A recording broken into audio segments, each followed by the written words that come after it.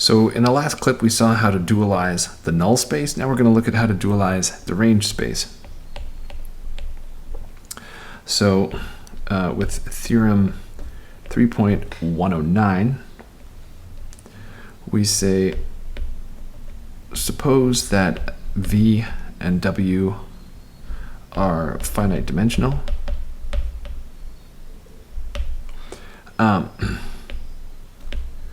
And that we've got a linear transform, or a linear map, rather,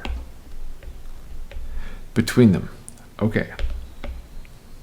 Then we have that the rank of T prime is equal to the rank of T,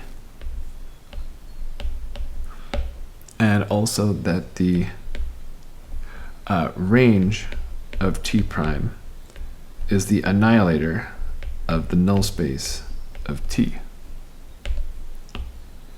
Okay, so for the proof, we have the following. The rank of T prime is, by the rank nullity theorem, going to be the dimension of W prime minus the nullity of T prime. So that's just rank nullity applied to T prime instead of the usual T. Then let's see, so keeping the dimension of W prime, the nullity of T prime, right, that's going to be the dimension of the null space of T prime. And in the last clip, we saw that this part in here is actually the annihilator of the range. And so using that same idea, here we have that this is the dimension of the annihilator of the range.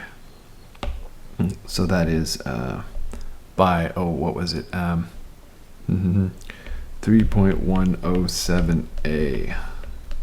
And then actually, you know what? I'm going to go back here and I'm going to delete the prime on the W. So there was formerly a prime here and I just deleted it. And that's by 3.95, which tells you that the dimension of W prime is equal to the dimension of W. All right, and now let's see. So what I have is I have the difference between the dimension of W and the dimension of U naught, and that is the dimension of U. And so this is by 3.106, which is the one that says that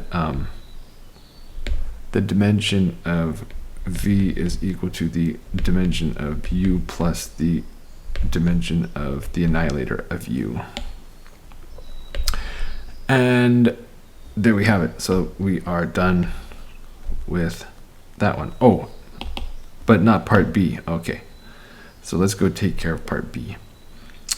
So for part B, so I guess here, let me add in proof of A. And now let's do proof of B. Oops.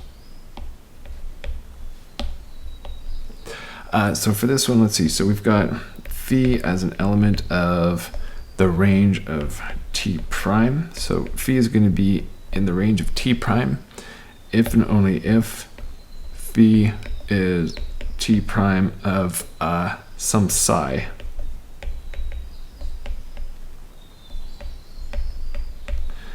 And so where is psi? Okay, well, sometimes it's helpful to draw a picture and remind yourself of where you are. So let's see. So T prime is mapping from W prime to V prime. So that means that, so we've got V going from, T going from V to W. And here's our F, and here's a map going from V to F. So let's see. So we started with, we need phi to be in W prime because we're looking at the image of T prime. Here's T prime.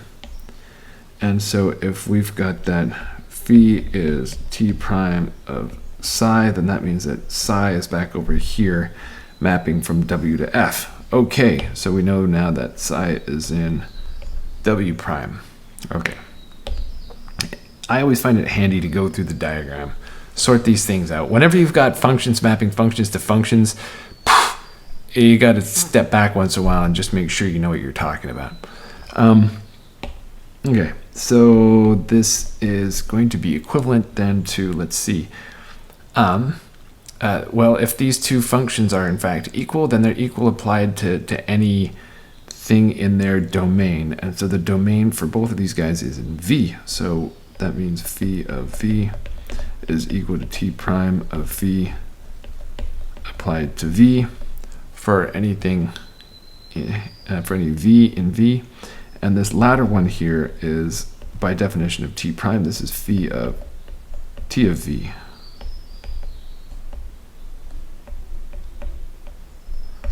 Okay, so we know that.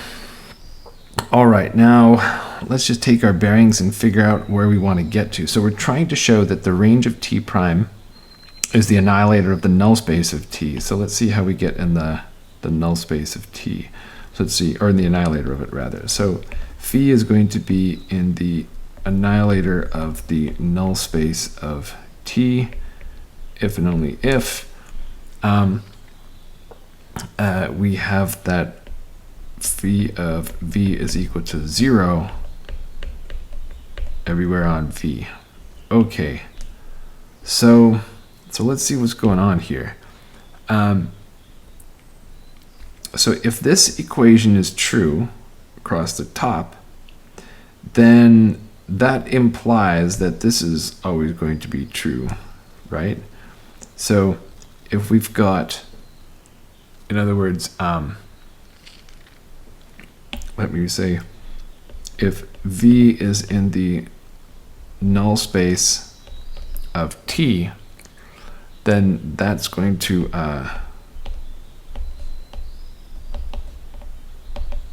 make the left side into 0, right? That's going to make it 0 there, and then psi will always send 0 to 0. So the right side is going to be 0, and then that'll make the left side equal 0, which is this one. Okay, but on the other hand, if we have that,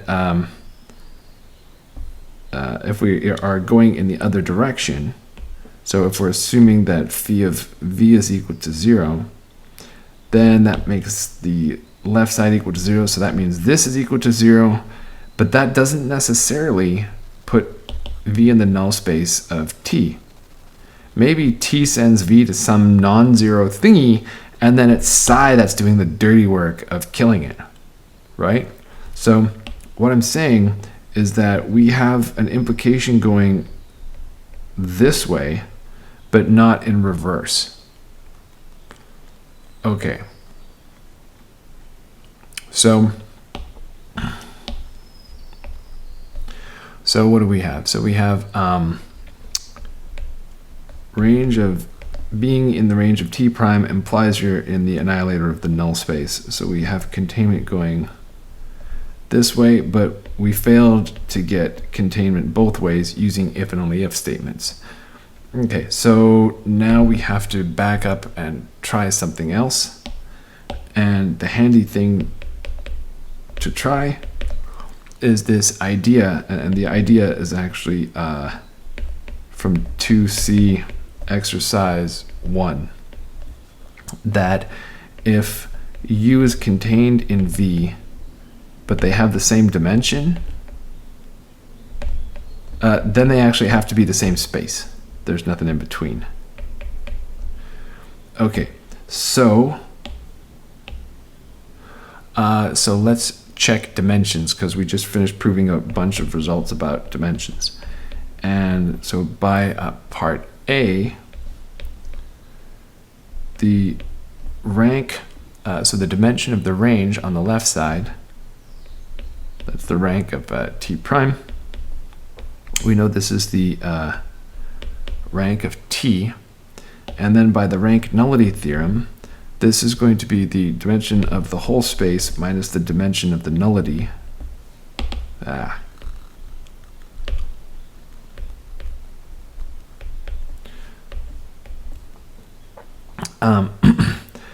And then that difference there is exactly equal to the dimension of the annihilator. And so this is by the one that once again says dimension of V is dimension of its subspace plus the annihilator of the subspace. Okay, and so then they have the same direction, same dimension. So then that gives us equality.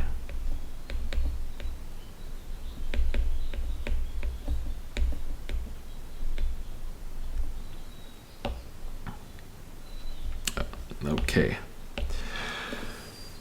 And so just by analogy with what we drew before, here's another dumb picture.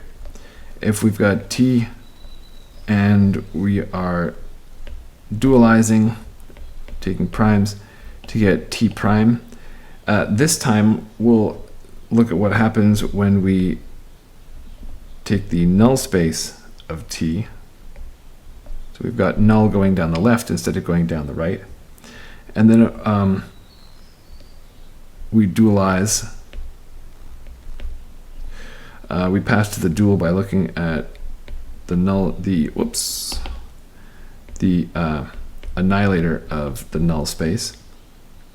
And then that turns out to be the same thing as if we do range down the other side of the square, which, well, my square is now looking like a trapezoid, but you get the idea. Right, so it's sort of the corresponding version of that diagram from before. All right, and then we also have the corresponding corollary to what we had before. So this is 3.110. T is injective if and only if T prime is surjective. And so the proof for this is super straightforward.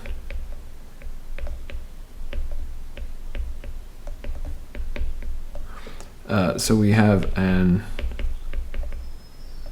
injective map if and only if it has trivial null space.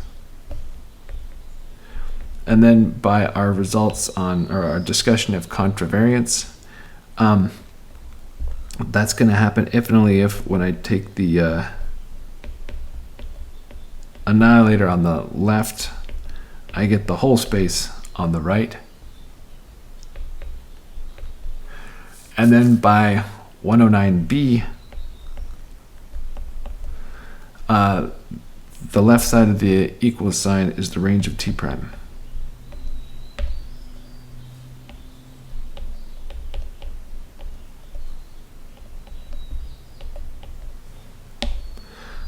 And that does it.